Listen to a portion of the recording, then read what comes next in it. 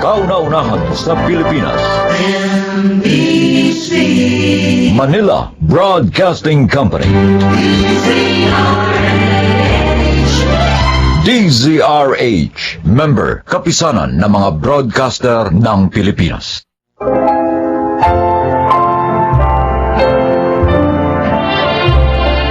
Mga kaibigan, sa araw na ito, inyong maririnig ang kwento ng isang anak na bigong makamtan ang paglingap na inaasam sa tunay na mga magulang na nagkanya-kanya ng mga landas. Siya ay si Vina. Bata pa lang ako, dama ko na ang malaking kabiguan sa pagkakaroon ng isang buo at masayang pamilya. Kahit maliliit na bagay pinagtatalunan ni na inay at itay. Hanggang isang umaga, nagising na lang akong nag-iisa sa maliit na kwartong inuupahan namin. Iniwan ako ni na itay at inay. Hindi na ako binalikan. Mabuti na lamang at may mga tao pa ring may malaking pagpapahalaga sa kanilang kapwa. Katulad ni na Tay Piping at Nay Catherine. Vina? Mabuti naman po. At pagkalipas ng walang taon, kilala niyo pa rin ako, itay. Paano mo ako natuntun dito? At anong kailangan mo?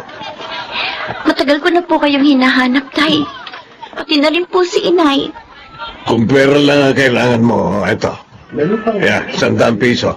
Umuwi ka na kung saan ka ba nakatira. Hindi po ako namamalimos sa inyo. Nagpunta ako dito para obligahin kayo sa isang dapat magandang kinabukasang ipinagkaitin niyo sa akin, inay. Para bawiin ang lahat-lahat ng karapatang ipinagdamot ninyo sa akin bilang inyong anak. Pwede ba, Vina? Kung ano man ang pakay mo sa pagpunta mo rito, wala akong maisasagot sa iyo. Buti pa doon ka pumunta sa nanay mo. Mas maraming pera yung kaysa sa akin. Dahil isang buong kantin sa isang public school ang pagmamay-ari nun.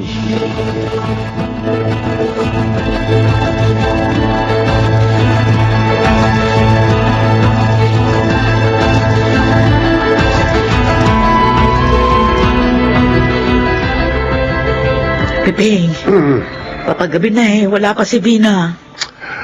Kanina pa nga nangangalay ang leeg ko sa katatanaw sa kanya si Eskinite. Ano bang paalam niya sa'yo kaninang umagang umalis? Ay, sabi niya kanina, sasaglitin daw niya yung pwesto ng mga damit sa Divisoria na nangangailangan ng tindera. Magbabakasakali daw siya na mag-apply. Baka naman natanggap na. At nagsimula ng mamasukan doon ngayong araw na ito. Ay, nag-aalala pa rin ako hanggat hindi siya umuwi. Ay, kasi naman ang hirap kasi sa atin pare-pareho tayong walang cellphone. Kasi palibasa wala tayong pambili. At saka kamahal ng cellphone. At saka hindi naman tayo marunong gumamit nun Ako, kahit yata turuan ako ng turuan, hindi ko matututuhan ang pagpindot doon.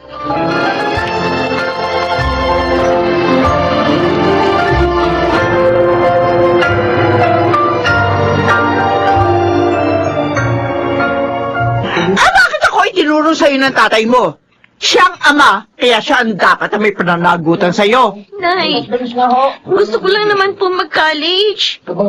Kaya nga po sinikap ko maidao sa pag-aaral ko sa senior high school. Dahil gusto ko makatapos ng kahit anong kurso sa kolehiyo. Yung makakapagtrabaho kaagad ako. Kami, hindi kita po pwede pag-aralin, Mina. Mahigpit sa pera yung asawa ko. Kahit nga piso, hindi ko pwedeng galawin sa kita ng kantina ito Kaya sige na, malis ka na. At wag ka nang babalik dito. Huwag mo nang guluhin ang buhay ko.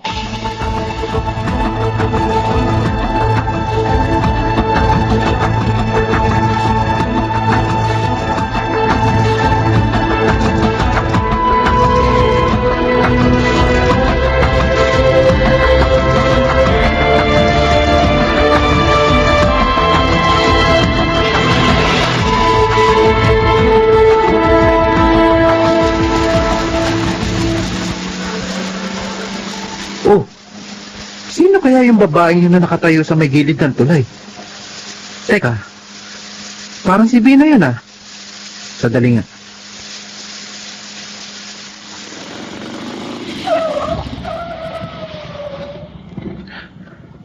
Oo nga. Si Bina nga. Ano kaya ang ginagawa niya sa ganitong oras ng gabi sa tulay? Kailangan malapitan ko siya. Kailangan maagapan ko agad kung ano man ang binabalak niya.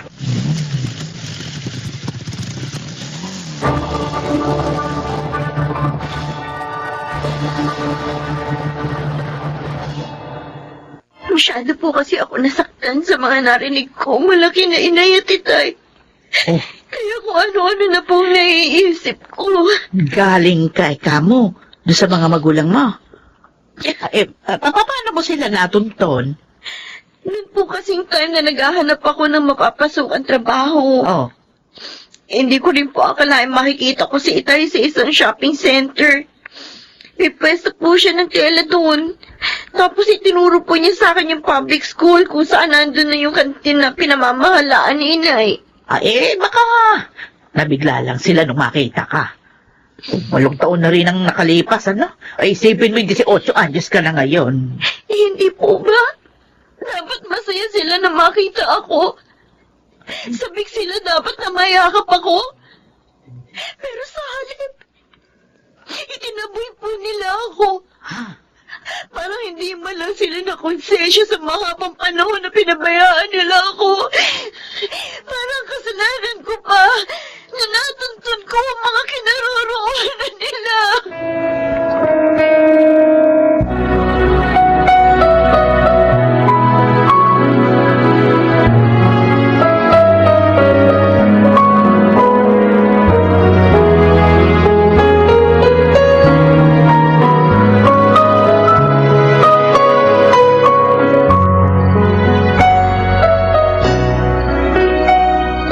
Paano po, Ma'am Piping? Magpapaalam na po muna ako. Masyado na po kasing gumagabi. May schedule pa po ako ng mga delivery bukas eh.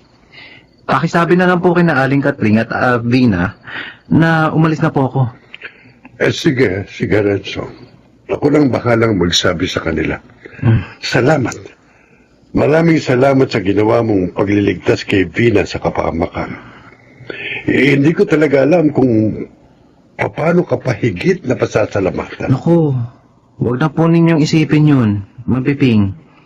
Kung sakali po, bukas na lang po ako pupunta rito pagkatapos ng mga delivery ko para kumustahin ko si Vina. Sige po, alis na po ako ha. Sige. Mag-ingat sa pagpapatakbo mo ng motorsiklo, ha? Opo, maraming salamat po. Sige.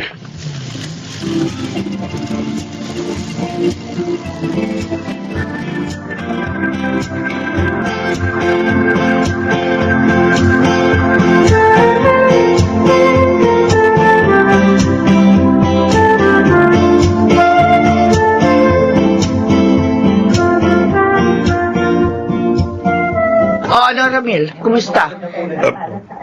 Lumen? Bakit naman para ka nakakita ng multo pagkakita sa akin?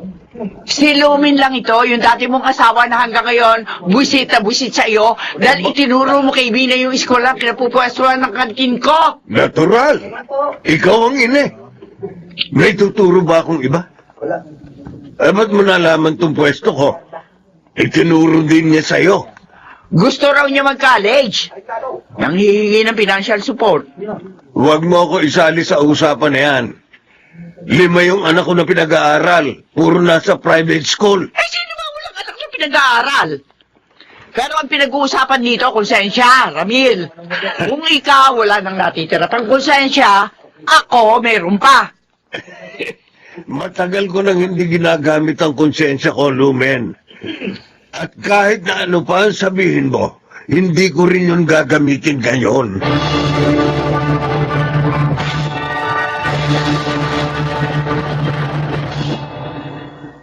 Ang totoo, pinagsisisihan ko rin ang pagpunta kina itay at inay.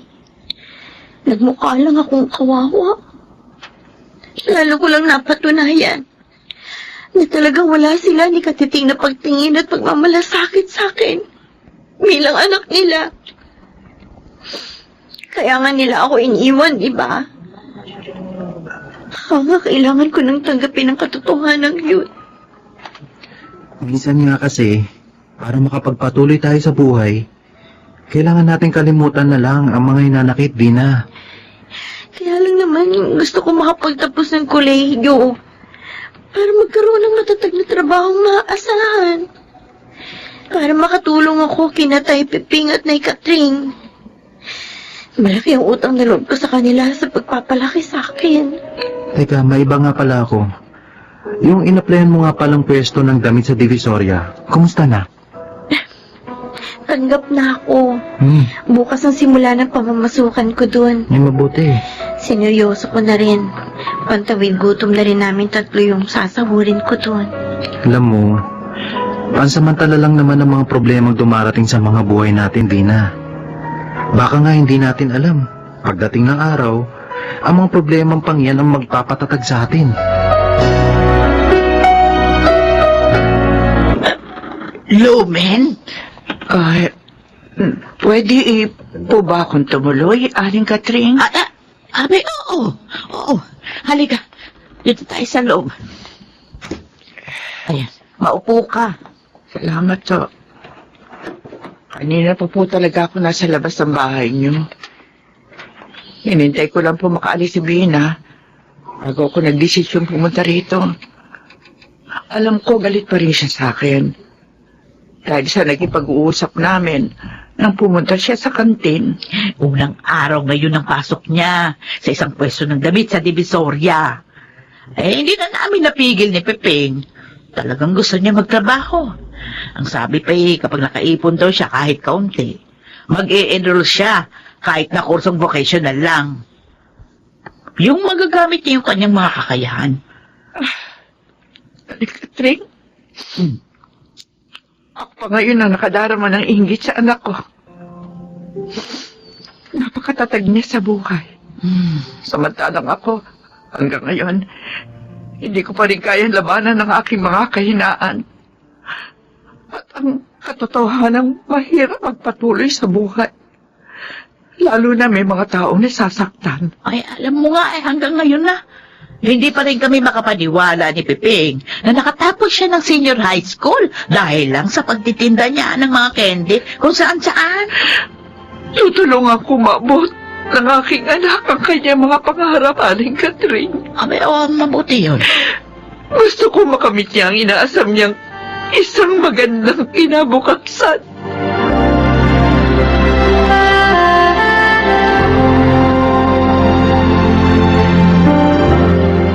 Naduwag ako noon sa mga responsibilidad. Kaya tinakasan ko ang hirap ng buhay na nararanasan namin mag-anak. Mas nagpadala ako sa takot kaysa sa sumubok. Masakit man kasing aminin.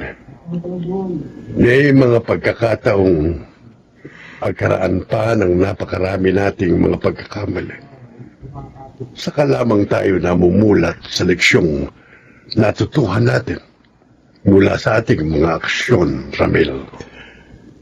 Pero hindi po ako nawawalan ng loob na mapatatawad ako ni Vina, Ma'am Pepeng. Maraming bagay sa pagitan namin ng aking anak ang gusto kong maitama.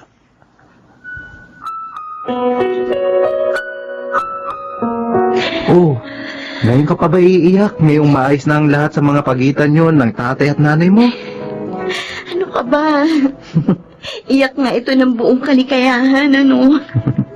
Kala ko kasi, hindi na mangyayari mga desal ko. Alam mo, Vina, ibinibigay ng nasa itaas ang mga kahilingan natin sa malaon man at madali.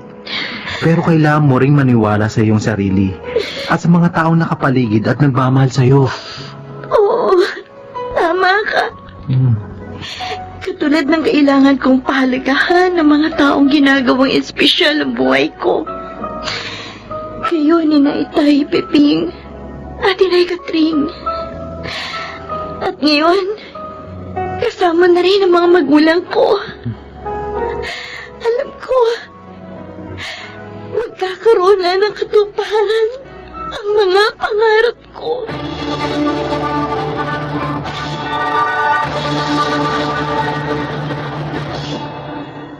Pagkaraan ng masasakit na karanasan sa nakaraan, unti-unti nang nagkakahugis ang aking mga pagsusumikap. Lalo pa at ang kursong pinakagusto ko ang kinuha ko sa kolehiyo, ang Bachelor of Elementary Education. Sa pamamagitan na rin ng financial support na nanggagaling kina itay at inay. Huling semester ko na ngayon sa nasabing kurso. At oo, magkakasama pa rin kami ni Naitay Piping at Inay Katring.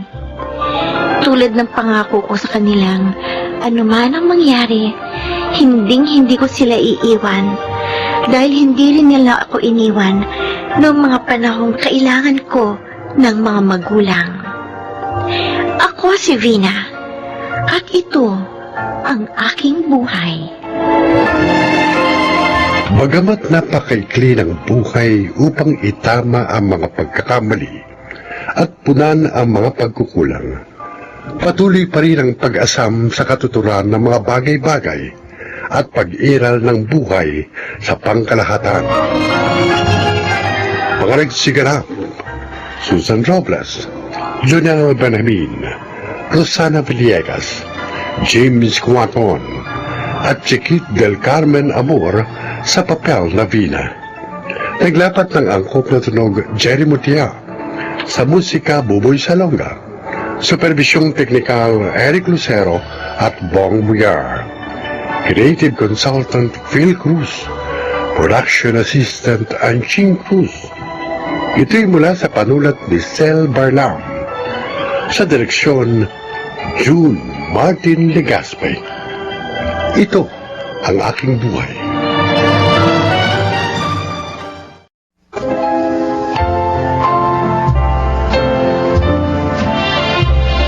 Mga kaibigan, sa araw na ito, inyong maririnig ang kwento ng isang estudyante na hindi sumuko sa buhay sa pag-abot ng kanyang mga pangarap para sa mga taong pinag-aalayan niya ng kanyang mga pagsisikap. Siya ay si Joel. Nasa isang sulok lang ng abenida ang pinapasukan kong public college, kaya halos sa lugar din yon umiikot ang aking buhay. At dahil huling taon ko na noon sa kursong marketing, mas kailangan kong kumayod para may pantustos ako sa pinaghahandaan kong pagtatapos sa kolehiyo. Biko! Tol! Uy! Ikaw pala, Joel. Ano, Tol? Kumusta ka na? Nakakita ka na ba ng diskarte? Wala pa nga kaya nga hinanap kita rito sa mall.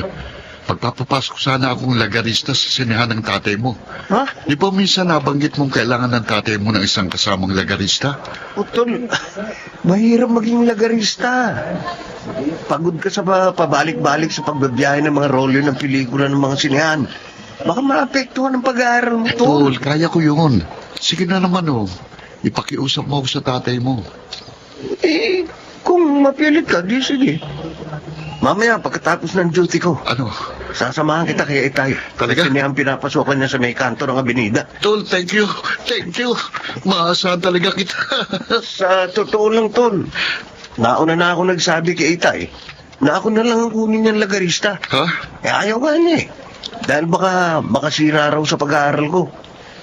Pero hindi na rin niya ako pinigil na mag-apply akong janitor dito sa mall. Naiingit nga ako sa iyo, Tol Kasi may tatay ka pang nag-aalala para sa kapakanan mo. Ako, kami ni Jana. Hindi na rin maipaliwanag ni Lola kung nasaan ang mga magulang namin. Basta isang araw, hindi na raw nagsiuwi. Lagalag daw kasi ang mga yun sa kalsada na bubuhay.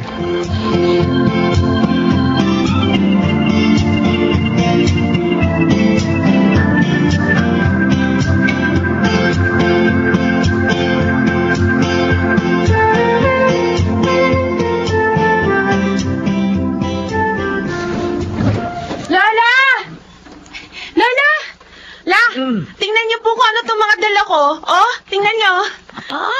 Isang plastic ng mga hitayan ng manok ah. At saka, ano ba yung nasa isa pang plastic na hawak mo? Pansit bihon ba yan? Okay, mukhang napakuluan na. Drumstick po ang tawag dito sa mga manok na nasa plastic, Lola. Tsaka, opo, pansit bihon nga po itong nasa isang plastic na napakuluan na. Eh, ang tanong, saan ba galing ang mga yan, ha? Diyan na. May patakaran po kasi ron sa food chain na pinagtatrabahuan ko bilang crew. Kapag nalaglag na po sa flooring yung pagkain, kahit naka-plastic pa, ipinatatapon na po sa basurahan. Gaya po nitong mga drumstick na naka-plastic naman nang malaglag mula sa kinilalagyang cart. Ito naman pong pansit bihon, sumobra po ang oras sa pagkakaluto. Kaya ipinatatapon na rin talaga. Oh, pinatatapon na pala eh. Bakit dinala mo pa pauwi? Bawal po talaga yung ginawa ko, pero nanghihinayang po ako sa mga pagkain dahil hindi naman narumihan eh. Kaya nakiusap po ako sa supervisor ko na iuuwi ko na lang para po may pagkain tayo. Buti na lang naunawaan po niya ako. Pero hindi na raw po yun po pwede sa susunod dahil bawal nga talaga. Ay, nako. Sa katulad nating mahirap lamang, meron pa bang bawal-bawal? Ang mabuti pa, akin ang lahat yung mga pagkain na yan at nang mailuto na. Apo. Ipiprito ko yung mga manok at yung bihon. Titimplahan ko ng masarap na sabaw.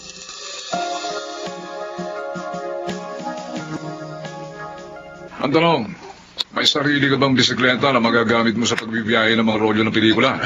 Opo, yung ginagamit ko po kapag pumapasok ako sa klase. Aha. O, sige. Pero, oy, para di masyado maapektuhan ng pag-aaral mo, ha? Oho. Sa mga araw ng Sabado at Linggo kita bibigyan ng schedule, okay? Opo. Total, mas maraming tao sa sinehan sa mga araw na yon. Maliwanag?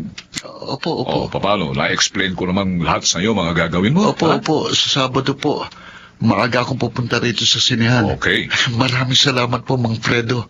Maraming salamat po. Ano yun? May nahulog daw po sa hagdan ng sinehan, Mang Fredo. Ano pa naman yan? Ako si baby yun. Lagi nahuhulog yung sagda na sinihan dahil sa kalasingan. Sino pong baby? Ay, nako. Huwag mo na itanong kung sinong baby yun. Dahil kapag nagsimula ka ng maglagarista dito sa sinihan, palagi mo na siya makakasalubong. Nako, malamang isa ka na rin sa iiwas sa kanya kapag nagkataon.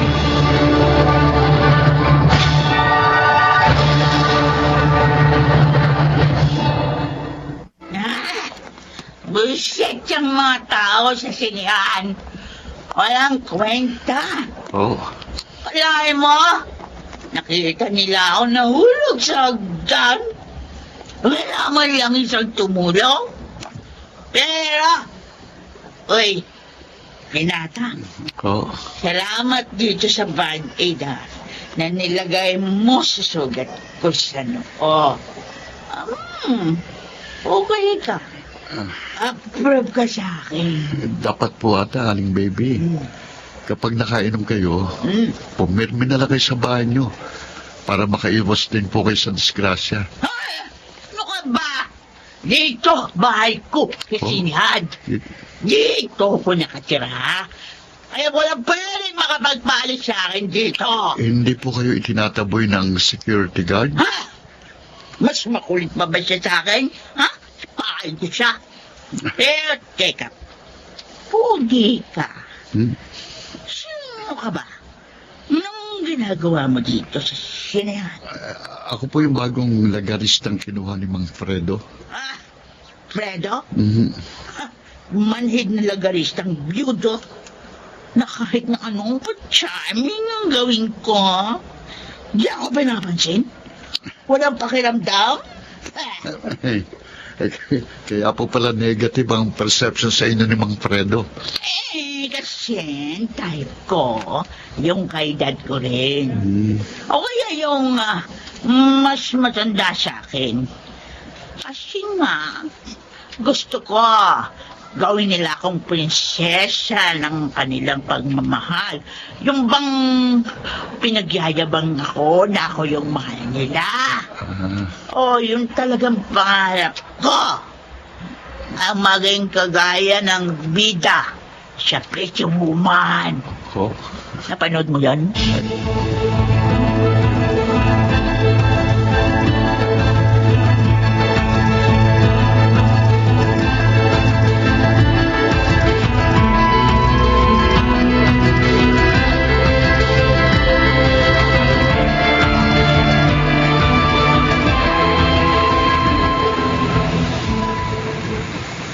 Lola, nakikita niyo po yung siniyang yon?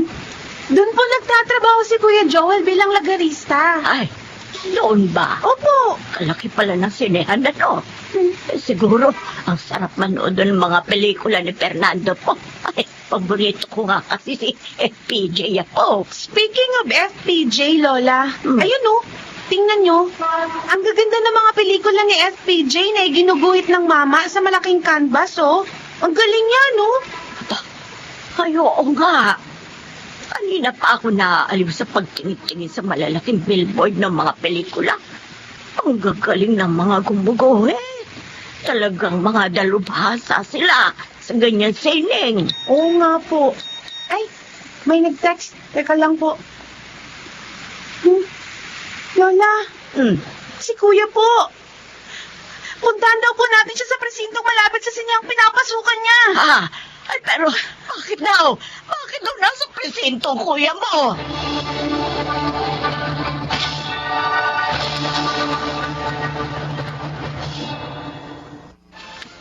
Alalang-alala ako sa iyo nang i-text sa akin ni Biko na nabundol ka raw ng isang van na nawala ng preno sa isang pagliko sa Avenida. Buti na nga lang, Paul. Yung bisikleta mo lang ang nagkasira-sira. Oo, nakatalong kasi kagad ako mula sa bisikleta. Ayun. Nang bakit akong sa direksyon ko patumbok ang van. Mahalaga, gas-gas lang yung makailabot mo. Oo. Napalitan pa ng bago yung bisikleta mo. Buti naman, mabait din naman yung may-ari ng van na nakadisgrasya sa'yo. Hindi tinakasan ng pananagutan niya. Ang good news pa ron, Tol. Tuloy pa rin ang paglalagari mo sa mga sinihan ng mga role ng pelikula. Oy, kayong dalawa ha? Dahil kayo ay mga graduating student, ha? Mag-iingat kayo. Tay, Kasabihang malapit daw sa disgrasya, mga malapit nang magtapos sa kolehiyo. naniniwala kayo ron, Tay? O bakit? Masama ba maniwala? Aba, mahalaga sa akin makatapos kayo ng maluwalhati sa mga kurso ninyo. Ang gusto ko, pareho ko kayong makita na aakyat sa entablado. Dahil ang tagumpay nyo, tagumpay ko rin.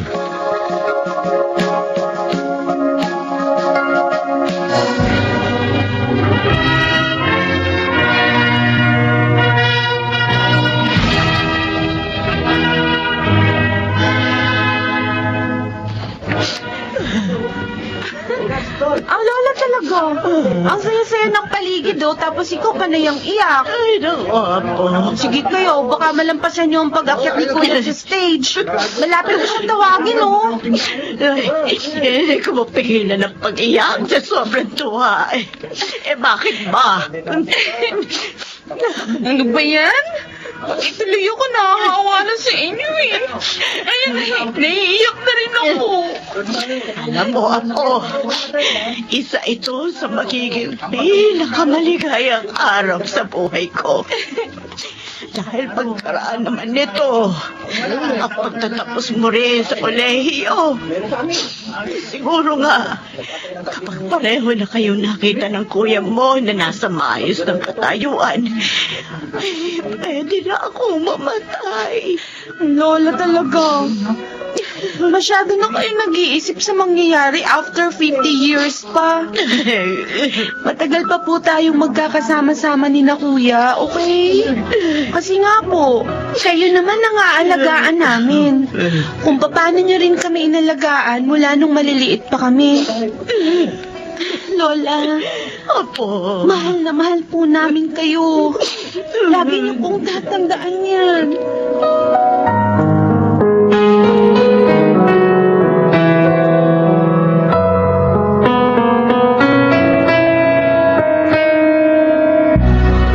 Joel! Ay, uy, Aling baby, kumusta na po kayo?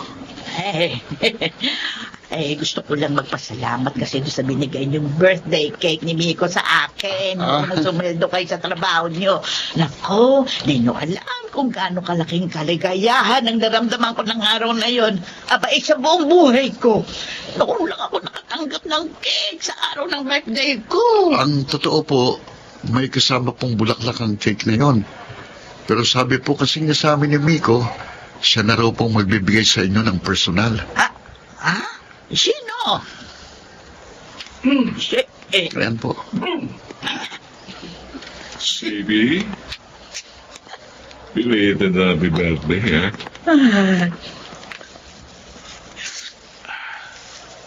Habol pa ba mga bulaklak na ito?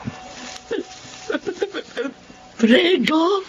Pasensya ka na sa mga naging kasungitan ko. Parang ko lang naman yun para mapansin mo rin eh. Sila para maisip mo lang baguhin yung buhay mo. O yan, tingnan mo. Ang ganda-ganda mo pala ngayong hindi ka nakainom ng alak. Kasi huminto na ako sa pag-inom ng alak. Naku, salamat. Wala namang nababago sa buhay ko eh. Lalo pang napapasama. Nawawalan pa ako ng direksyong mag-isip. Dahil nagkakamabutihan na po kayo, alis na po ako. Papasok na po ako sa trabaho. Joel! Oh.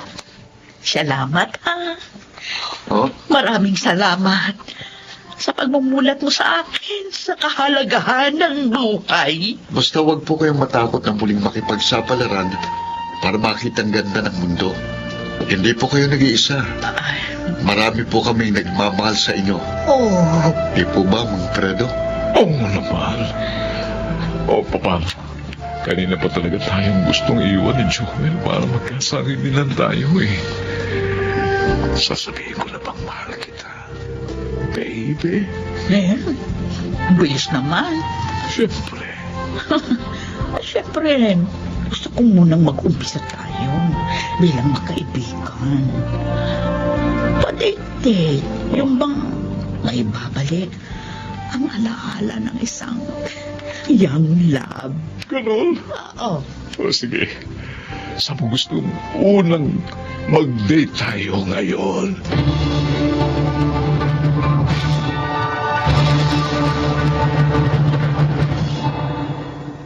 Ilang mahabang taon na rin mula nang makatapos ako sa kolehiyo hanggang sa nagkaroon ng matatag na trabaho sa isang marketing department ng isang kilalang supermarket.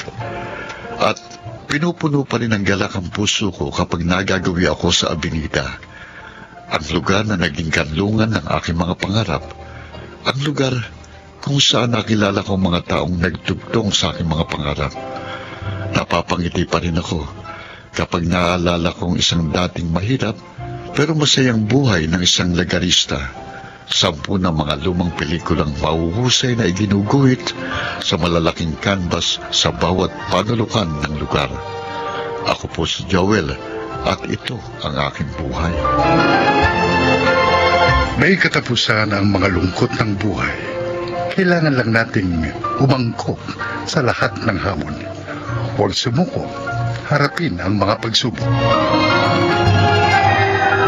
Mga nagsiganaw, Junel Banamin, June Legaspi, Jenaline de la Cruz, Chiquit del Carmen Amor, Rosana Villegas, at Phil Cruz sa papel na Joel. Naglapat ng angkop na tunog, Jerry Butia. Sa musika, Buboy Salonga. Supervisyong teknikal, Eric Lucero at Bong Mayar.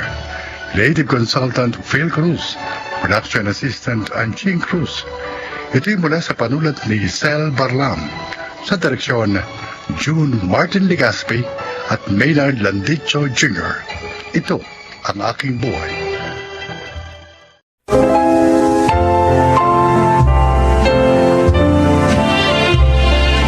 Magandang araw po mga giliw naming tagapakinig. Sa araw na ito, isa na namang natatanging kasaysayan ang inyong maririnig na kapupulutan ng aral sa buhay. At ito ay ilalahad ni Wilma. Maagang namatay si Daddy at mula noon, hindi na nag-asawa pa si Mami. Kaya lumaki akong walang kapatid. At lubos ang pagmamahal ko kay Mami. Ganon din siya sa akin. Lahat ay ginawa niya. Maabot ko lang ang aking pangarap. At yun ay ang maging ganap na doktora. Pakinggan po ninyo ang aking paglalahad. Mang Lando, good morning po. Ay, good morning din. Good morning din po, Doktora. Magandang umaga po, Doktora Wilma. Ay, Arjo, i-check ko lang ang tatay mo, ha? Opo, sige po. Kumusta po ang pakiramdam nyo sa buong nagdaang araw, Mang Lando? Ay, maayos naman, Doktora. Okay, ang puso po. Maayos din naman, Doktora. Hindi na tulad nung bago niyo operahan ang puso ko. Normal din po yung blood pressure nyo. Kaya, pwede ko na kayong i-discharge ngayon. Oo. Bakit ho parang hindi kayo masaya? Masaya po kami ni Itay, Doktora Wilma. Namang problema lang po dahil hanggang ngayon, malaki pang kulang namin sa pambayad sa ospital at maging sa inyo po. Wala na kayong aalalahanin doon. Dahil ang foundation na sponsor nyo, ang kausap na ng ospital. Oo, sila na yung magbabayad dito. Ako naman, binigyan ko kayo ng 50% discount. Kaya na-cover na rin yun ng inyong sponsor. Ganun po ba? Salamat po, Doktora. Iniligtas niyo na ang buhay ko. Pati sa bayad sa inyo tinudungan niyo pa rin kami. Ang Panginoong Diyos po ang tunay na nagligtas sa inyong buhay, Mang Lando. Naging kasangkapan lang po ako. Dahil siya po ang tunay na may-ari ng ating buhay. Kaya sa kanya po tayo dapat magpasalamat. Maraming salamat pa rin, Doktora. Oo nga. Napakabuti nyo. Hindi po namin ito makakalimutan.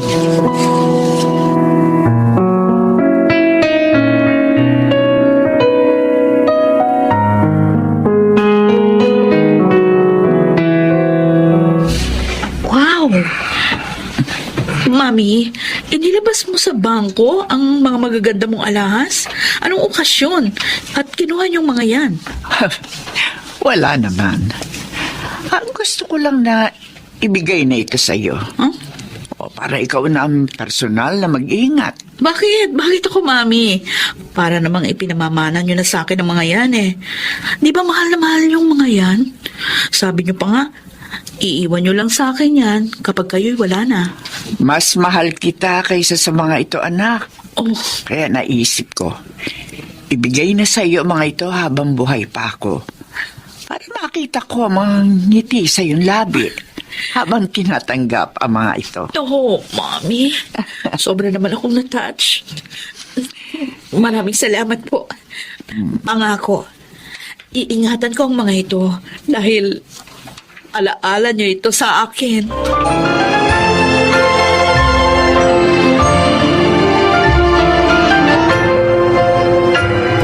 Hello po, Doktora! Hello, Susie. Mukhang masaya ka, ha? Talagang masaya po ako. Para sa paborito kong cardiologist. Para sa inyo. Ikaw talaga? Bakit naman? Dahil nalaman ko na isa na naman pasyenteng nailigtas ninyo sa bingit ng kamatayan. Alam niyo bang pinag-uusapan kayo ng kapwa ninyo mga doktor? Oh, bakit? Ano naman yung sinasabi nila? Kung pwede nga lang daw, kasama nila kayo sa bawat operation na gagawin nila. Dahil mas sure daw sila na makakaligtas ang pasyente pag kayo ang kasama.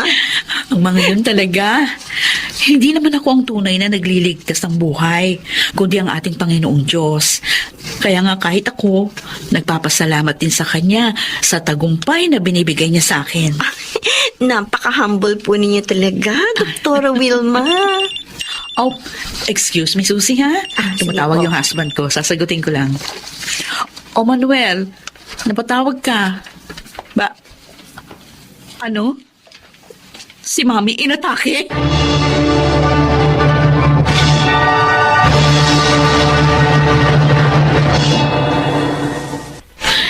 Wilma, narito na kami. Manuel, ano ba nangyari? Hindi naman natin pinagtatrabaho si Mami dahil nga sa sakit niya sa puso. Oo, totoo yun. At hindi rin naman siya na-stress sa dalawang anak natin. Pero habang masaya kami nagkikwentuhan, bigla na lang, hindi siya makahinga at nawalan siya ng malay. Okay, sige. Ako nang titingin sa kanya. Susie, iayos mo na ang lahat. Dali. Opo, doktora. Relax lang po kayo. I'm relaxed. Ganito lang ako dahil mami ko ang aking pasyente. Sige na, tayo na. Mahalaga ang oras.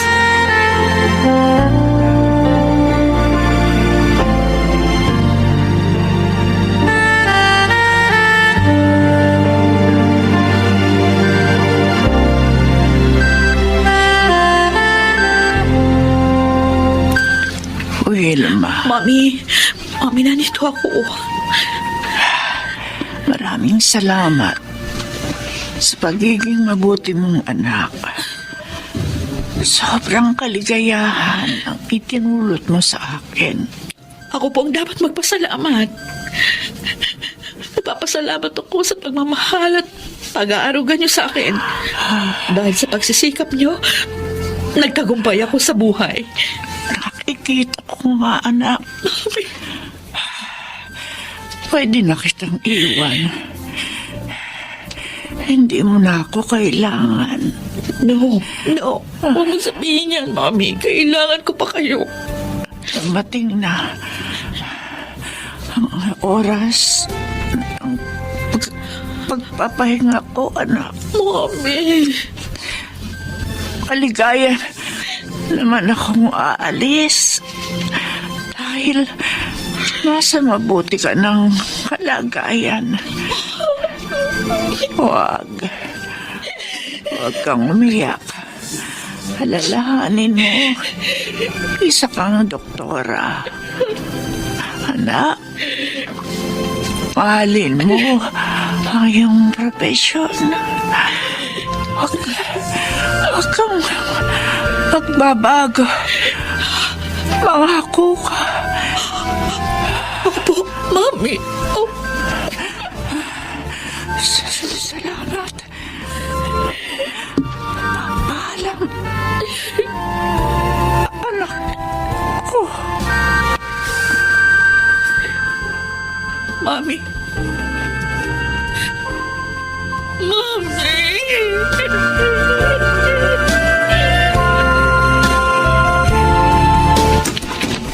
Hello po, Oh. Sir Manuel.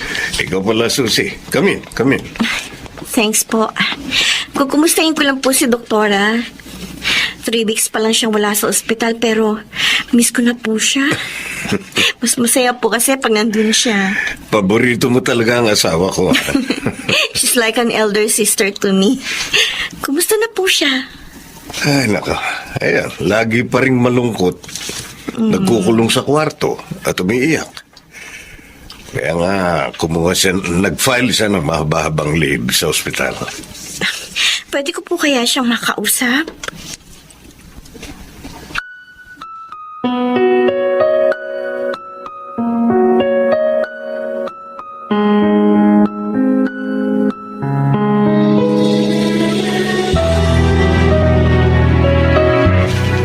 May bisita ka. Manuel, di ba sabi ko ayokong tumanggap ng bisita? Kaya nga nag-leave ako sa trabaho ko sa ospital. Gusto ko magluksa. Gusto ka makausap ni Susie, kahit sandali lang daw. Oo nga po, Doktora Wilma. Sana huwag kang magalit. Susie. Miss ko na kayo, Doktora eh. Kumusta na po? Eto. Nasasaktan pa rin. Nalulungkot. Naiinis ako sa sarili ko dahil hindi ko nailigtas ang mami ko. Siguro po kaya nangyari yun. Dahil talagang hanggang doon na lang ang buhay ni Ma'am Elena. Yun din ang sabi ko sa kanya, Susie. Pero bakit ang iba na kaya kong iligtas? Bakit ang mami ko hindi? Ano bang mali ko? Wala po kayong pagkakamali, Doktora. Ginawa niyo po ang lahat na makakaya ninyo. Maaaring pagsubok po sa inyo ito.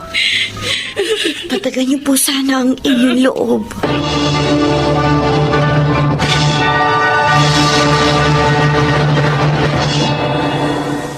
Masarap itong dala kong ulam, di po ba, Tay? Oo nga, Joanna. Siguro sariwa ang mga gulay na ginamit dito, no? Malilamnam. Tay, may babalita nga pala ako sa inyo. Ano yun? Napadaan ho ako sa ospital kanina. At nalaman ko, mahigit 1 buwan na palang nakalib si Dr. Wilma. Ha? Bakit daw? Namatay daw po ang mami niya. At ayon po sa nurse na nakausap ko, sobrang dinamdam yun ni Doktora.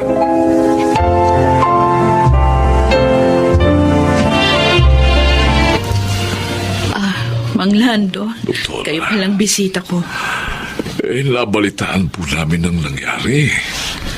Kaya inalam ko po ang inyong tirahan para makita ho kayo. Nakikiramay po kami, Dr. Wilma. Salamat ho. Kailan naman po kayo babalik sa ospital? Ewan ko, hindi ko pa alam. Hindi ko pa rin kasi kaya hanggang ngayon. Huwag sana kayong magagalit sa akin, Doktora, no? Gusto ko lang po kayong paalalahanan. Nailigtas po ninyo kaming mga pasyente ninyo dahil ayaw pa kaming kunin ng Diyos. At ang mami ninyo, siya po ang ibig na papagpahingahin na ng Diyos sa paglalakbay dito sa buhay. Binigo niya ako. Sa mami ko pa. Bakit siya ganon? Naunawaan ko po kayo. Tulad namin, tao rin kayo na may kahinaan. Pero ang Diyos po, ang tunay na may-ari sa ating buhay. Wala po tayong karapatang sumbatan siya. Dapat nga po ay magpasalamat kayo. Dahil kahit naiwan na po kayo ng inyong ina, abay, tagumpay na po kayo. Hindi po ba't napakalaking biyaya doon? Bang Lando. At hindi lahat ng tao nakakatanggap ng gayong biyaya.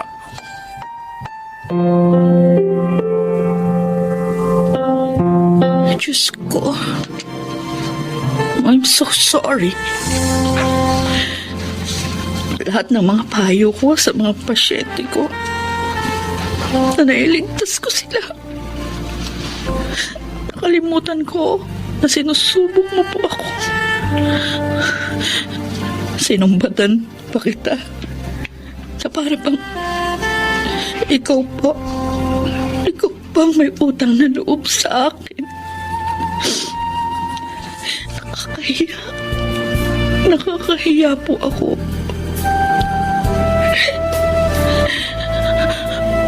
Patawarin mo po ako, Diyos ko. Pangako po, hindi na mauulit yun. Hahanapin ko na ng matatag ang buhay.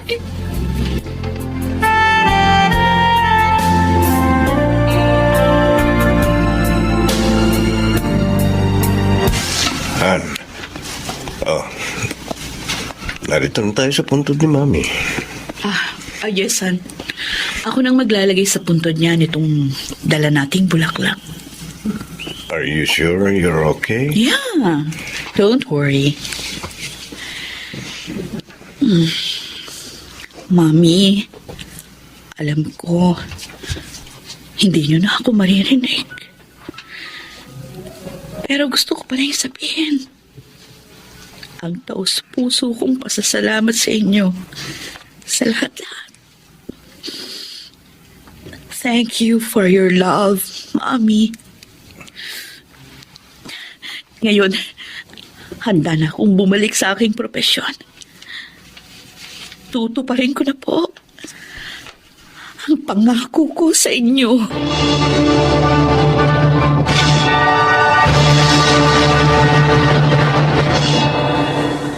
Naging magaan ang aking kalooban matapos yun. Ngayon ay tanggap ko ng kahit ano pang propesyon ng tao. Gaano pa siya kagaling, hindi niya dapat questionin ang Diyos sa pagsubok na kanyang binibigay dahil siya ang tunay na nakakaalam ng makakabuti. Ako si Wilma, isang cardiologist, at ito ang aking buhay. Lahat ng tao ay may kahinaan na maaari namang mapagtagumpayan sa pamamagitan ng poong may kapal. Mga nagsikanap: Yunel Beramin, Susan Robles, June Martin Ligaspi, Chiquit del Carmen Amor at Rosana Villegas sa papel na Wilma. Naglapat ng angkop na tunog Jerry Mutia sa musika ni Buboy Salonga. Supervisyong teknikal Eric Lucero at Bong Muyar. Creative Consultant Phil Cruz. Production Assistant Anching Cruz. Ito'y mula sa panulat ni Telma Corporal Alcantara. Sa direksyon Salvador M. Royales. Ito ang aking buhay.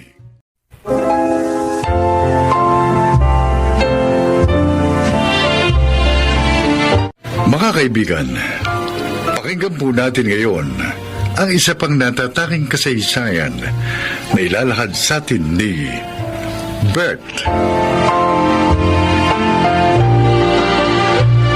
Dalawa ang anak namin ni Sarah. Sa simula, maayos ang pagsasama naming mag-asawa. Ngunit nagsimulang magkaroon ng problema ang aming pamilya nang matanggal ako sa trabaho. Ay naku, bakit ba naman ngayon ka pa nawala ng trabaho, Bert? Pasensya ka na, Sarah. Marami tayong inuhulugan. Itong bahay, yung ref. Tsaka, paano yung pang-araw-araw natin? Huwag kang mag-alala. Maghahanap ako ng trabaho. Ako na lang kaya maghanap ng trabaho. Sarah, hindi pwede. Dapat dito ka lang sa bahay. Ikaw ang mag-aalaga sa dalawa nating anak. Pero, wala ka bang tiwala sa akin? hindi naman sa ganon. Nag-aalala lang ako. Alam mo naman nag-aaral na yung mga anak natin. Bukas na bukas din, maghahanap ako ng trabaho.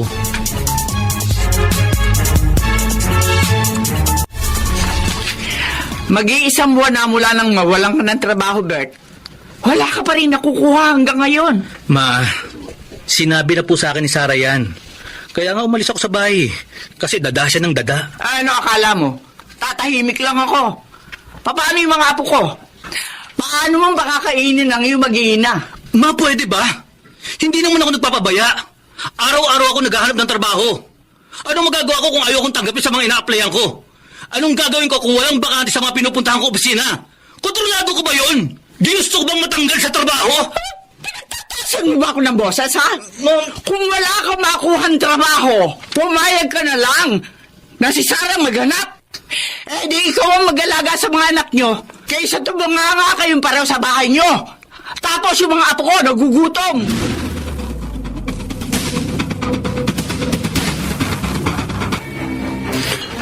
Pare, masyado kang tahimik. Huwag mong problemahin masyado ang sitwasyon mo. Oh, tagay lang. Tulog mo lang yan. Pare, wala ka bang alam na pwede kang pasukan? Marunong ako mag-drive. Baka may kakilala ka naghahanap ng driver. Wala akong kakilalang naghahanap ng trabador.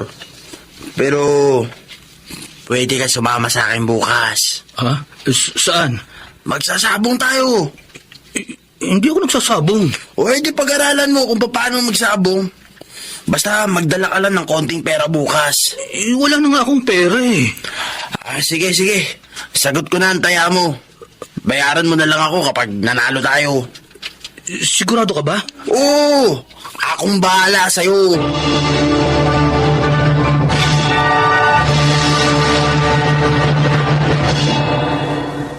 Bert, saan ka kumuha ng perang pinambili mo ng grocery na to?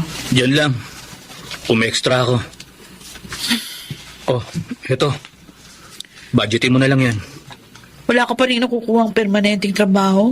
Sa tingin mo kung may nakuha ako, hindi ko sasabihin sa'yo? Siya nga pala, kahapon nakita ko yung kaklase ko ng high school, si Cheska. Sinabihan niya ako na baka daw gusto ko mag-part-time to sa salon niya. Total, marunong naman. Hindi! Part-time lang naman yun. At ang mga bata, sinong mag-aalaga sa kanila? Pwede ko naman silang iwan doon sa lola nila. Sarah, ikaw ang ina. Ikaw ang mag-aalaga sa mga anak mo. At ayoko na maririnig uli ito, ha? Matagal ko nang sinabi sa'yo na hindi ka magtatrabaho. Dito ka lang sa bahay.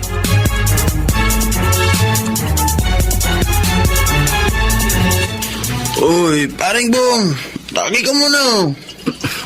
Ito naman kayo, pare Buenas yata ang kasama itong si Bert eh. Nakachamba lang. Ay, mag-alaga ka na rin kasi ng manok mo para may panabong ka na rin. Kapag may natira rito sa pera ko. Oo, pape, cheers tayo! Cheers! Ano nga palang sabi ni Sarah? Wala. Ano naman ang sasabihin niya? Basta may dala akong pera pag uwi ko, wala nang imik yun. Ayos! Pero bukas hindi ako sasama. May nakapagsabi sa akin na mag-apply daw akong security guard doon sa security agency. May umalis daw kasi. Ayos yan, Bert. Pero sa ngayon, kalimutan muna natin yan. Hindi naman tayo uli. Tama ka. Ang problema, hindi yan nawawala sa buhay ng tao. Tama. Kaya dapat, huwag nating problemahin ang problema. Hayaan nating problema ang problema sa atin.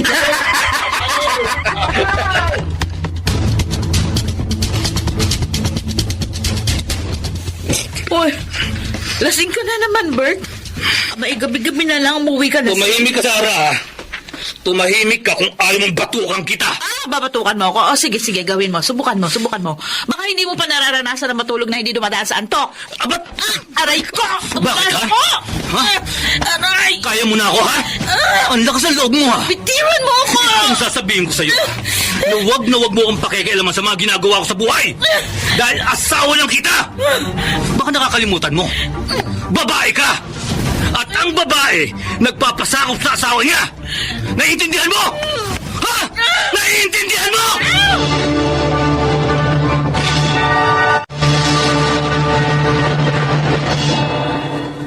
Bert, wala na akong pera, ha? Kailangan nating bumili ng bigas. Mangutang ka muna sa tindahan. Naku, ang dami na nating utang. Di ko pa nga nababayarin yung unang na utang ko. Hiyang-hiya na nga ako eh. Pumunta ka muna kay Mama. Humiram ka muna ng pera.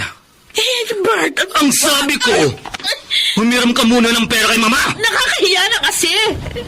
Nung nakaraan, binigyan niya na ako ng pambili ng pagkain ng mga anak natin. Tapos ngayon, lalapit na naman ako sa kanya. Ayaw mo, ha? Eh di magtiis kayo sa gutom ng mga anak mo. Ay! Tsaka! Bert! Bumalik ka rito! Bert!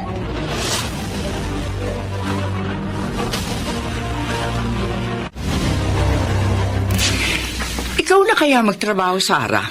Ma, magagalit siya. Eh di dumito muna kayo ng mga apo ko sa akin. Ma? Kaysa naman ganyan kayo araw-araw. O tingnan mo, nangangayayat ka na. Paano na lang yung mga apo ko? Baka kasi awayin ako ni Bert. Ako bahala sa kanya. Maghanap ka na muna ng trabaho. Katunayan nga, meron nga nag-aalok sa akin nung isang buwan na magtrabaho ako sa salon. Abay, mabuti yan. Sige na. Para kahit papaano naman, may panggastos kayo ng mga anak mo at may pambayad ka sa mga utang nyo. Si Bert kasi, di na ako naghahanap ng trabaho. Maasa na lang kay paring Mario niya. Ano? Nagsasabong? Oo. Nagsasabong na si Alberto? Opo. Abay, walang yun. Kaya pala tinatamad nang maghanap ng trabaho? Nagsasabong? Pagkatapos, manalo o matalo, umiinom. Umuuwi ng lasing. Ano pa? Ganyan na ganyan ang buhay ng Maryong yan eh. Kaya ayoko maging barkada yan ni Alberto. Hayaan mo.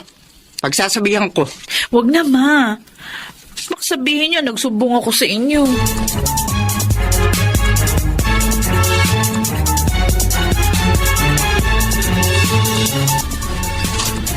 Sarah, halika nga rito. Lasing ka na naman. Ang sabi ko, lumapit ka rito. Bakit ba? Ano yung pinagsasabihin mo kay mama, ha? Kung ano-ano ang mga kinikwento mong hindi naman totoo! Itiwan mong braso ko, nasasaktan ako! At ano yung nalaman ko nagtatrabaho ka na raw? Hindi ka talaga nakikinig sa akin, ha? Nagtatrabaho ko kasi ayoko magutom yung mga anak ko! At least ako nagsisikap! Eh, ikaw anong ginagawa mo? Wala ka nang pera, naglalasing ka pa! Ang sabi ko sa'yo, dito ka lang sa bahay! Subukan mong umalis bukas. Kakalagarin kita rito pa uwi! Kung ayaw mo magtrabaho ako, maghanap ka ng matinong hanap buhay! Tumahimik ka! Tay! Tarantado ka! Bitiwan mo nga ako! Itay! Tay! Tay! Walang niya ka! Hindi ko nga pinalo si Sarah! Yung bata ba? Tapos makikita ko, ginugulbi mo! Tay, tama na! Mag-impake ka ng mga gamit mo! Itay! Mag-impake ka, Sarah! Tay! Ano pa hinihintay mo? Bakit ka nagtitiis sa bahay na ito? Kasama ang demonyong yan! Tay, tama na! Wala kang kwentang padre at pamilya! Hindi ka naman nag-ahanap buhay! Nakukuha mo ba maglaseng? Magsugal? Nasaktan naman akong ito! Ito lang masasabi ko sa iyo, ha? Alberto! Mag-isip ka! Kung hindi, mawawala sa iyong pamilya mo!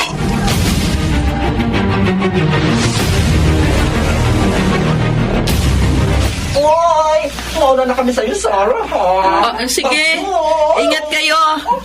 Sarah! Sarah! Ba't nandito ka? Patawarin mo ako. Patawarin mo ako sa lahat ng kasalanan ko. Dahil napabayaan ko kayo ng mga anak ko. Dahil napagbuhatan kita ng kamay. May mga ayusin pa ako dito sa salon. Umalis ka na. Sarah, nakikiusap ako. Bumalik na kayo sa bahay ng mga bata. Hindi ko na uli gagawin yun. Paano kung ayoko? Nagmamakaawa ako. May trabaho na ako. Kaya ko na uli kayong buhayin. 2 buwan nang kayong wala sa bahay. Sarah, hindi ko kaya.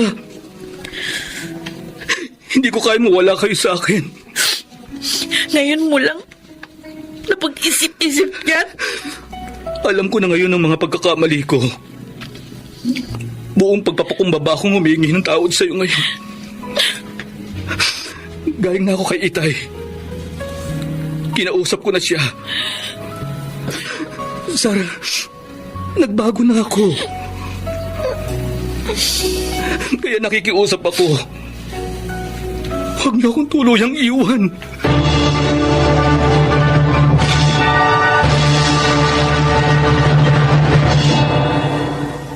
Isa sa pinakamalaking desisyong ginawa ko ay ang pagpapakumbaba at paghingi ng tawad sa lahat ng aking mga pagkukulang sa aking asawa. Kung hindi ko ginawa yon, marahil tuluyan nang nasira ang pamilya namin. Bilang isang padre di pamilya, aming tahan. At kung ang isang haligi ay hindi matatag, guguho ang pamilya. Ako po si Bert, at ito ang aking buhay. Walang pamilyang perpekto. Ngunit kung ang haligi ng tahanan ay matatag at responsable, ang ilaw ng tahanan ay laging handang magbigay gabay sa landas na tinatahak ng isang pamilya. Hindi magagawang gibain ng anumang unos ang kanilang tahanan. Mga nagsiganap: Alan Ortega, Susan Robles, Rosana Villegas, Angelo Alcantara, Lionel Benjamin, at Chiquit del Carmen Amor. Naglapat ng angkop na tunog Jerry Mutiang. Sa musika ni Buboy Salonga. Supervisyong teknikal Eric Lucero at Bong Moyar. Creative Consultant Phil Cruz. Production Assistant Anching Cruz. Sumulat ng ating kasaysayan Rita Labanon. Sa direksyon Salvador M. Royales. Ito ang aking buhay.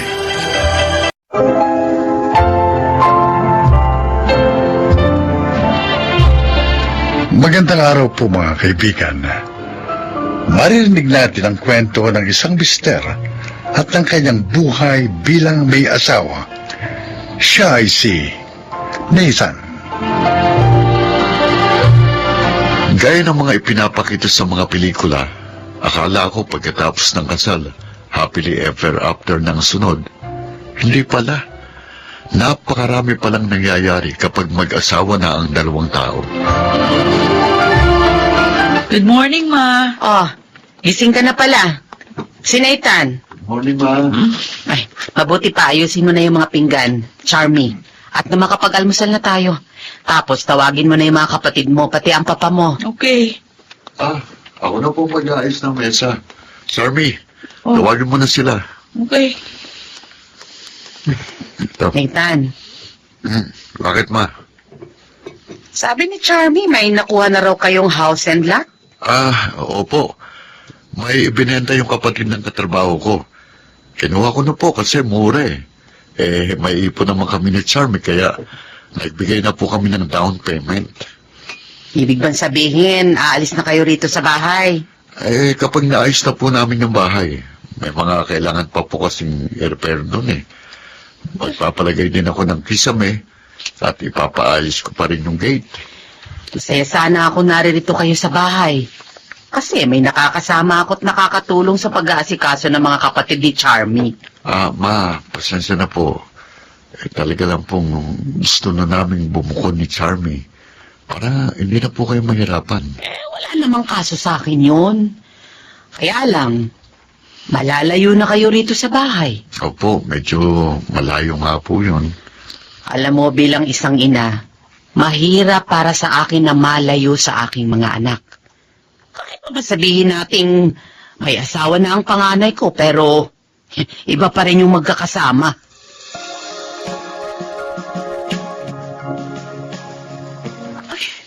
Ayoko ang lumipat sa bahay na yan. Ano? Di ba matagal ko nang sinabi sa'yo, kung magpapatayo tayo ng bahay, mas gusto ko yung malapit dito sa amin. Yung binili mo sa kabilang probinsya pa yan. 2 oras na biyahe lang naman ang distansya nito dito sa bahay nyo. O paano kapag may kailangan tayo? Paano kapag may problema o may emergency? Saan ako hihingi ng tulong kapag dyan tayo tumira? Buti ka nasa trabaho. Ako, paiiwan sa bahay. Charmy naman. Buti kapag naririto tayo, malapit lang si Mama. Puro ka naman kasi mama eh. May asawa ka na. 30 anyos na tayo pareho. Hindi pwedeng asa pa rin tayo ng asa sa kanila. O hindi naman tayo umaasa sa kanila. Ang gusto ko lang, mas malapit dito sa bahay. Umaasa tayo sa kanila, lalong na ikaw. Ano? Mula na ikasal tayo. Nasubukan mo man lang bang magluto? Ang mama mo pa rin ang nagluluto para sa atin. Kapag naguhugis naman ang mga pinagkainan, ang mga kapatid mong gumagawa. Wala ka nang ginawa rito kundi humilata. Hoy! Ako! Nathan, ayusin mo yung pagsasalita mo, ha? Sumusobra ka na. Totoo naman Isa pa, gustong-gusto mo rito sa inyo. Wala nga tayong privacy rito eh. Charmy, mag-asawa na tayo. May asawa ka na. Hindi ka na college student na nagpapakargo pa sa mga magulang mo. Hindi mo pa yun naunawaan?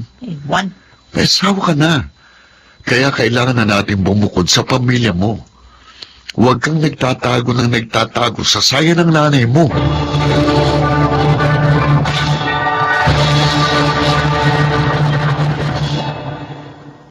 Pare, dapat kasi bago kayo nagpakasal, nag-usap muna kayo ni Charmy.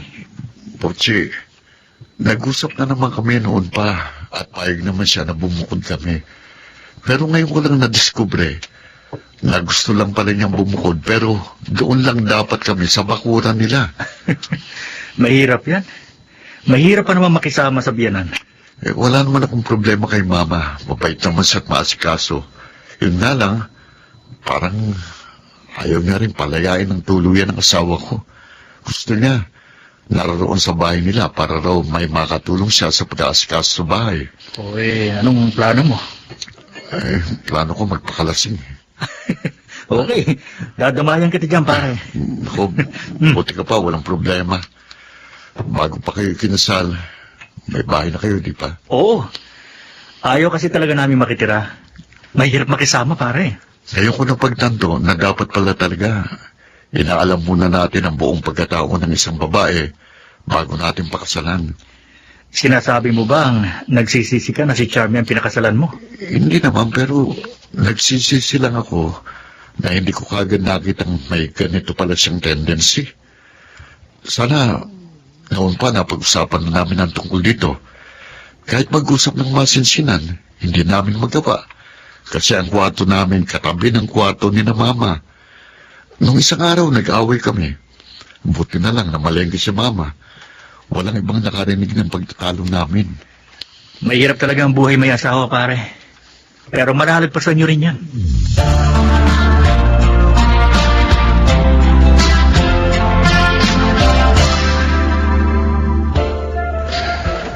Naglasing ka kagabi, tapos dito ka umuwi sa bahay. Nag-away kayo ng asawa mo. Sakit ho ng ulo ko. Aray. Bumangon ka na dyan sa sofa at mag-almusal ka na. May pasok ka pa yata.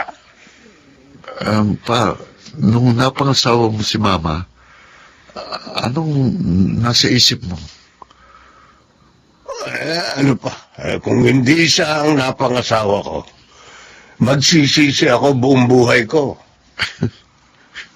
Saan ka pa ba naman makakahanap ng babaeng marunong halos lahat ng bagay?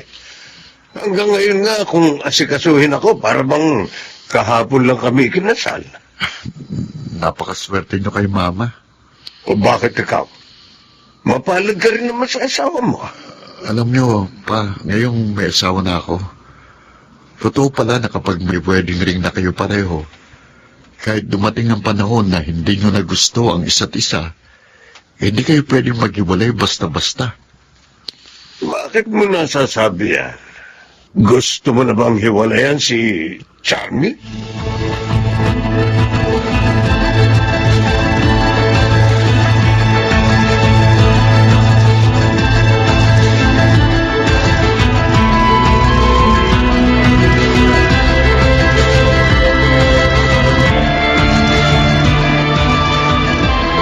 Ilang gabi kang hindi umuwi dito sa bahay, tapos ang bungad mo sa akin, mag-impake ng mga gamit? Kung gusto mong magsama pa tayo, sumama ka sa akin doon sa bahay natin. Nathan, hindi mo ba ako nauunawaan? Ako, naunawaan mo ba ako? Paano kita maunawaan?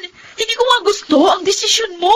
Charmy, hindi gusto mo o gusto kong mahalaga rito, kundi kung ano ang tama. At paano mo nasasabing yung gusto mong tamang desisyon? Alam mo, 3 taon tayong magkasintahan, pero ngayon ko lang nalaman na hindi pala talaga kita kilala.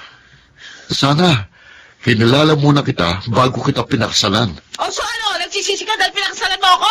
Ha? Nathan! Charmy! Ano nangyayari? Ines! Bakit ka sumisigaw? Eh kasi masinaikan eh. Nag-aaway na naman ba kayo tungkol sa bahay na binili niya? Kasi gusto niya, lumipat kami doon.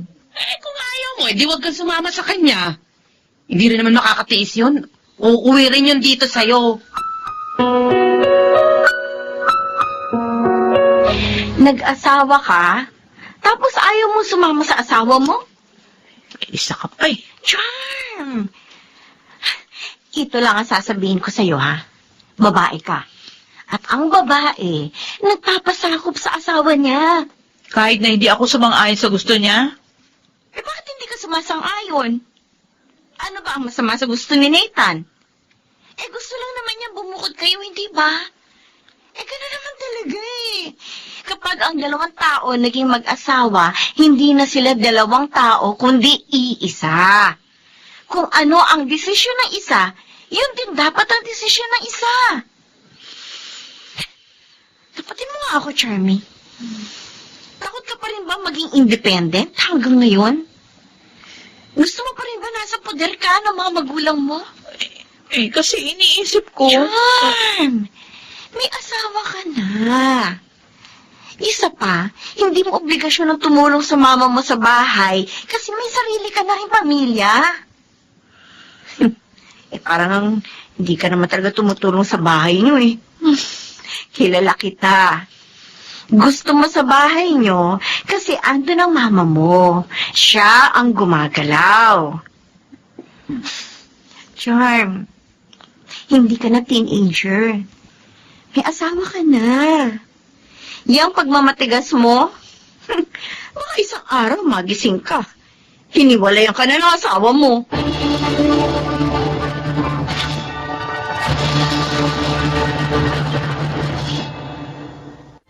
Nathan, sorry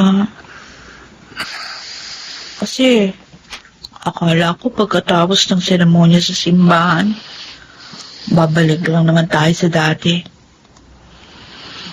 Iba na pala kapag mag-usawa na. Charmy, pinipilit kitang unawain. Ayoko magpadalos-dalos ng desisyon. Sana maunawaan mo rin ako.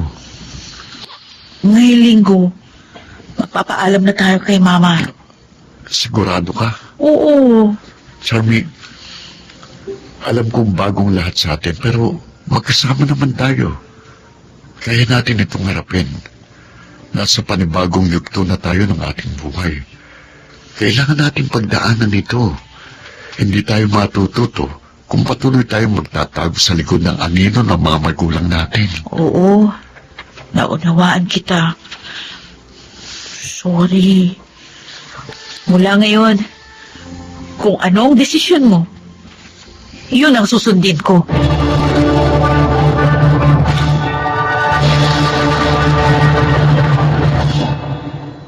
Nagpapasalamat akong naayos namin ni Charmy ang usot sa aming pagsasama bago pa man humantong sa hiwalayan ng lahat. Madalas, ayaw natin ang mga pagbabagong nangyayari sa buhay natin kasi kailangan nating mag-adjust at mahirap gawin yun. Mahirap gawin ang hindi mo nakasanayan.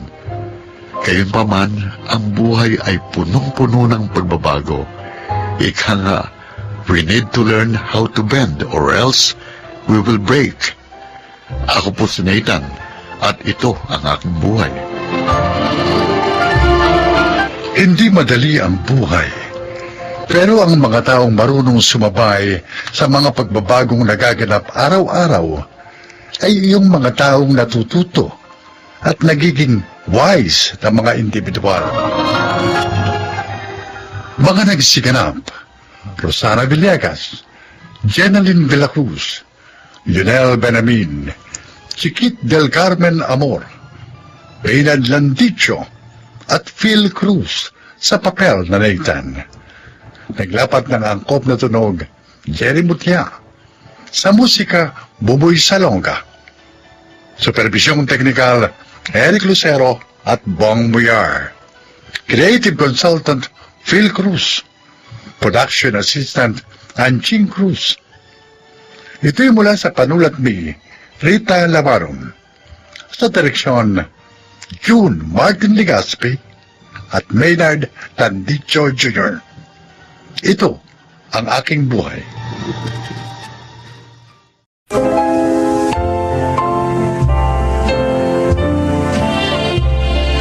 Mga kaibigan, isa na namang kasaysayan ang inyong kapupulutan ng aral sa buhay. Ito ay ang kwento ni Noel. Panganay ako sa 4 na magkakapatid at nang maulila kami sa mga magulang, nang ibang bansa ako upang mapag-aral ang aking mga kapatid. Hindi naman nila ako binigo. Kuya Noel, nagustuhan mo ba yung gift namin sa'yo? Oo naman, kaya lang, ang mamahal ng binili nyo. Ikaw cellphone, itong si Fred laptop, at ang bunso nating si Lorna, relo. Okay lang yun, kuya. Magagamit mo naman lahat yan eh. Ama, at saka love ka namin. Kaya natural, magandang ibibili namin sa'yo kahit na mahal pa yun. Baka naman magalit sa inyong asawa nyo. Malaking halagang ginastos nyo. Naganda pa kayo ngayong birthday ko. Ay, okay lang kay Danny yun. Hindi naman niya ako makikilala kundi dahil sa'yo. Wala rin problema sa misis ko, kuya. Mabait at understanding yun. Basta ang gusto namin, mapasaya ka ngayong birthday mo. Oo. Ay, wait mo lang ha. Meron pa kaming isang surprise sa'yo. Oh, ano naman yun? Basta, lalo ka magiging happy dito. Ay, baka kung anong kalokohan yan. Ay, di ako kasama dyan, kuya. Uy, ano ka ba, Fred? Huwag mo ako ilaglag. Ikaw nga itong gusto mo rin ang gagawin ko eh. Kunyari ka pa dyan. Ano nga kasi yun? Basta, wait mo na lang.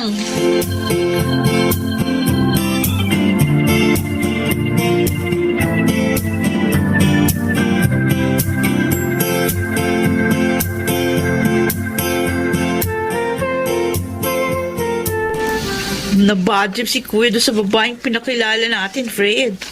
Mukha daw malandi. Ay, clean ang damit. Kita pa yung cleavage.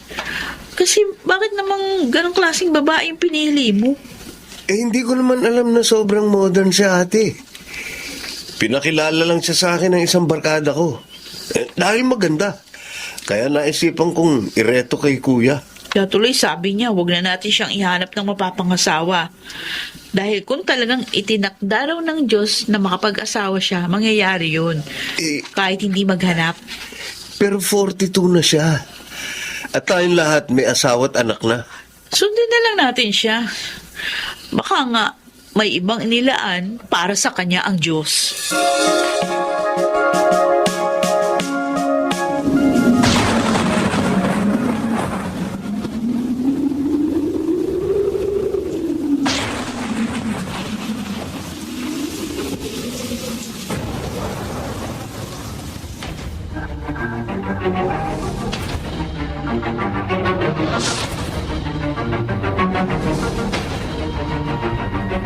Ay, salamat. Dumating na kayo. Nasa na si Lorna, Kuya? Umalis na. May meeting pa raw siya eh. Dinala lang dito yung hinihingi ko. Kayo, dala nyo na ba? Oo, kuya. Nandun sa kotse ko. May dagdag pa yun, ha? Dahil nangalap din kami ng tulong sa mga kaibigan namin. Ganon? Totoo yun, kuya. Kaya mas marami ang may pamimigay mong donation ngayon sa mga napinsala ng bagyo. Mabuti kung ganon. Dadalhin ko na lang ang mga nakalap natin sa foundation ni Sir Adriel. Sino yun? May-ari ng isang malaking foundation na tumutulong din sa mga nangangailangan. Kailan ko lang sila nakakilala ng misis niya eh. Pero magandang record nila. Ayon sa pagsisiyasat ko. Gusto mo ba samahan ka namin doon? Oo nga. Para hindi ka masyadong mahirapan.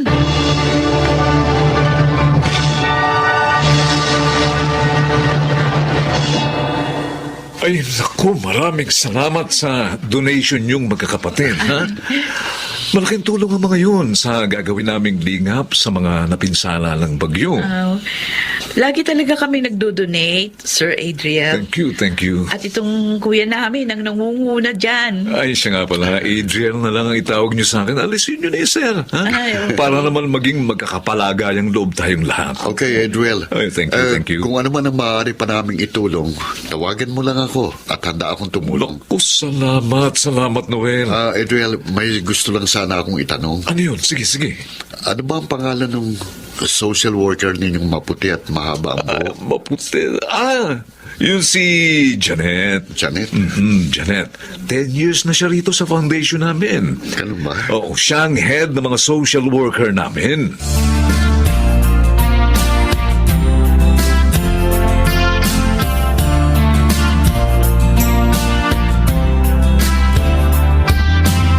Fred, maniwala ka. Malakas ang kutob ko eh. May gusto si Kuya kay Janet. Iba kasi yung mga tingin niya. Okay lang sana, Ate Aida. Kaya lang ano? may kapansanan siya. O ano naman? Mabuti nga siya kahit may kapansanan. Nagagawa pang tumulong sa kapwa. Kung sa bagay. Ang inaalala ko lang naman baka siya pa ang alagaan ni Kuya. Di naman siguro. Kaya naman yung kumilos eh. Nakita naman natin yun, di ba? Oo. O di ibig sabihin ate, okay lang sa'yo para kay Kuya ang Janet na yun. Alam mo, para sa akin, kung saan liligaya si Kuya, susuportahan ko. Dapat ganun din kayo ni Lorna.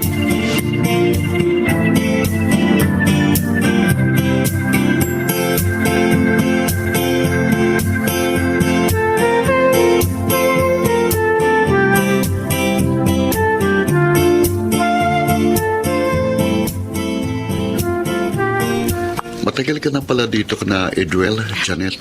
Ay, opo, Sir Noel. Stay in ho kami ni Joyce. Mabait naman ho sila, kaya hindi na ho ako umalis pa dito. Janet, pwede sana Noel na lang itawag mo sa akin. Para naman maging magkaibigan tayo.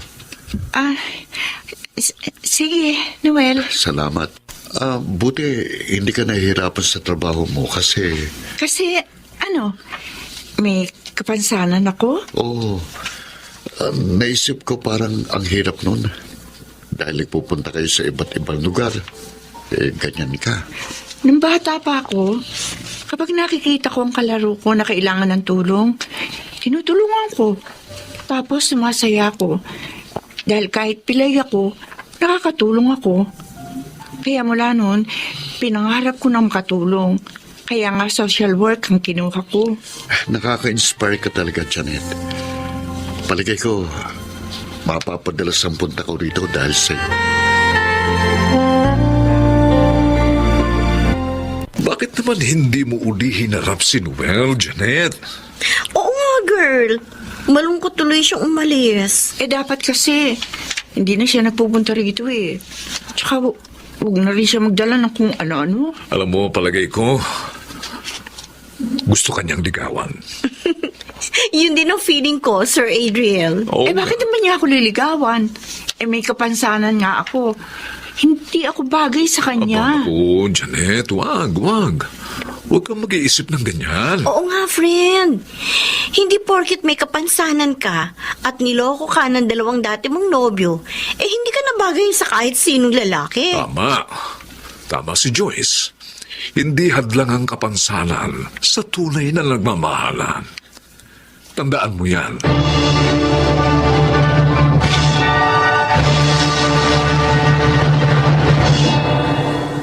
Noel, sinabi ko na sa'yo. Tigilan mo na ang pagpunta rito.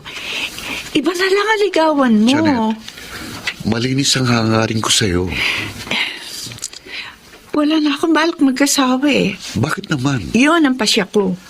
Dahil ba sa 2 beses mong kabiguan? Paano mo nalaman ng tungkol doon? Sinabi sa akin na Edwel at Joyce. Pihira naman sila. Huwag sana magalit sa kanila. Akong nangulit. Kaya napilit ko silang magkwento sa akin. Janet, katulad mo, 2 ulit din akong nabigo sa pag-ibig. Ipinagpalit ako sa iba ng mga naging nobya ko. Akala ko nga, hindi na ako makakapag-asawa. Pero dumating ka. Sa panahong hindi ko inaasahan, kaya naisip ko, baka tayo ang itinadhana. Pero, Noel, kasi baka magkulang ako sa'yo. Baka hindi kita maasikaso dahil sa kapansanan ko. Tanggap ko kung ano ka at maging ang kaya mong ibigay. Hindi rin naman ako perpektong tao. Kaya wag mong gawing hadlang sa ating dalawa ang iyong kapansanan. Kumusta ka na, Janet? Okay naman. Bakit kayo na pa rito, Aida? Fred? Pinasyalan ka lang namin para makakwentuhan. Kung tungkol sa kuya niyo ang sadya niyo. Hindi na kami magkakaila. Oo. Mahal ka ng kapatid namin. At malinis ang layunin niya sa'yo. Sana, bigyan mo naman siya ng chance. Inililigaw niyo ba siya sa akin? Napakabuting kapatid ni Kuya Noel. Kung hindi dahil sa kanya, malamang, hindi namin naabot ang pangarap naming magkakapatid. Isinakripisyo niya ang sarili niyang kaligayahan para sa amin. Kaya naman, ngayong muli siyang nagmahal, gusto namin siya tulungan para maging maligaya na siya.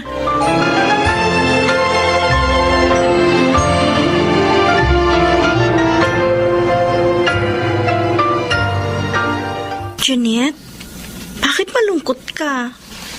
Wala. Alam ko, kahit hindi mo sabihin. Dahil kay Noel, Kasi 2 weeks na siyang hindi nagpupunta rito. Siguro napagod na siya sa panunuyo. Nagsawa na. pati mga kapatid niya. Kaya lahat sila wala na. Eh, ikaw naman kasi. Mahal mo naman siya. Pero hindi mo pa sinagot. Dahil nga natatakot ako muli masaktan. Baka hindi ko na makaya. Pero mahal mo rin siya, hindi ba? Oo. Wala na naman siya. Narito pa rin ako, Janet. Si Noel, nasa likod pala natin. Noel? Kanina pa ako dito sa likuran niyo. At narinig kong lahat ng sinabi mo. Janet, magpapakasal kagad tayo para mawala ng pag-aalala sa puso mo. At ipinapangako ko sa iyo, magiging mabuting asawa ako.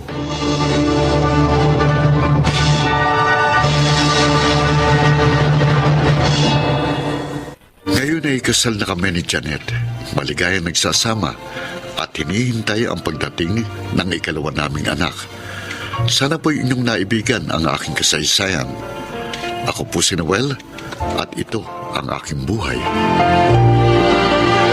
Hindi mahadlangan ng ano paman ang tunay na pagmamahal.